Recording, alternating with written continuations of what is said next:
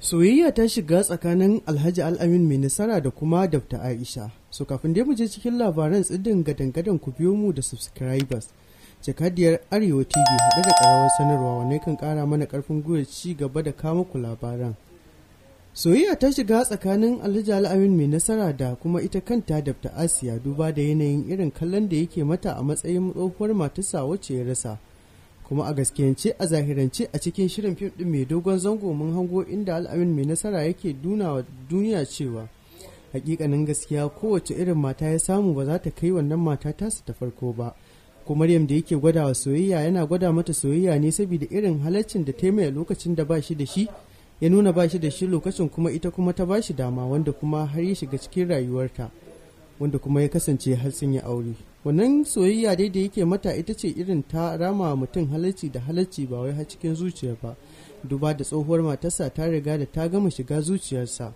A daidai wannan lokaci da yake ganin Dr. Asiya a matsayin matarsa tsohuwar, lalle babu shakka hakan ya jawo ganin cewa za su iya fadawa soyayya, wanda a yanzu hakan ma ya fara zazzaucewa a kanta, wanda ita ma kuma kanta bayan da aka bata labarin rayuwarsa ta shiga cikin wani yanayi na ɗimuwa haɗe da nuna cewa lalle babu shakka ita din ma tana da buƙatuwar ganin cewa ta samu kusanci da shi kwarai da gaske, yayin da ta sa aka kafa tsatsauran mataki da kuma doka akan masu neman rayuwarsa, wanda kuma har ta sa ganin cewa babu wani wanda zai shiga ya gansa, ita kadai ita da take mai magani kuma ta ɗauɗawainiyar maganinsa a hannunta. To tausayawa ita kuma a nata bangaren zamu kira wannan ko kuma ita ma dai ta fada tafkin na soyayya ne kamar yadda Alhaji Al Amin Mai Nasara ya fada kogin.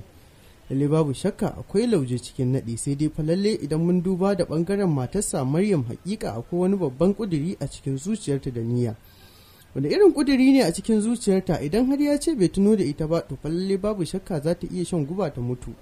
Duba da irin kauna da soyayyar da ta ji yanzu a ranta wanda take yi wa Alhaji Al Amin Mai Nasara din haɗe da tausayawa.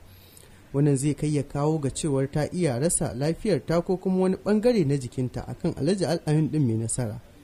Turka shi lalle fa babu shakka nan ake yin ta, wai ana cewa ga kaya ga igiya saura daurewa a dora aka, sai dai kuma ita igiyar ba a san ta yadda za a yi a daurin da ita ba, duba da mai igiyar bai iya daurin ba.